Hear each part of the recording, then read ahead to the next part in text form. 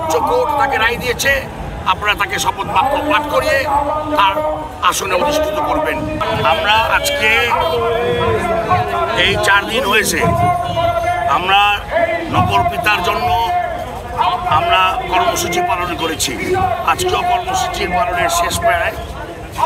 তো আমরা একটা কথাই বলতে চাই যে অনতিবিলম্বে তাকে শপথ বাক্য পাঠ করানো হোক, নতুবা আমরা ঢাকাবাসী যারা আছি গলিতে গলিতে লোক যারা এই নগরবাসী মেয়রকে ভোট দিয়ে তাদের কাঙ্ক্ষিত মেয়র তৈরি করার জন্য যে ভোট দিয়েছিল দীর্ঘদিন পরে, সেই ভোটকেও তারা কারচুপি করেছে বিগত সরকার। কিন্তু কোর্ট যার সর্বোচ্চ মল, এই কোর্ট কিন্তু রায় দিয়েছে ইঞ্জিনিয়ার ইসাকে মেয়র হওয়ার পক্ষে। কাজেই এখানে তো দ্বন্দ্বের কিছু দেখি না আমি। সর্বোচ্চ কোর্ট তাকে রায় দিয়েছে, আপনারা তাকে শপথ বাক্য পাঠ করিয়ে তার আসনে অধিষ্ঠিত করবেন। এটাই তো হলো সবচেয়ে এই নগরবাসীর চাহিদা।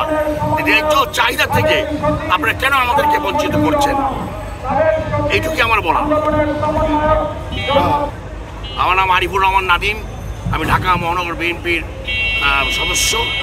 আমি আমার গোবিন্দ দাস আলমারিডোলা 32 নম্বর ওয়ার্ডের ছেলে আমি।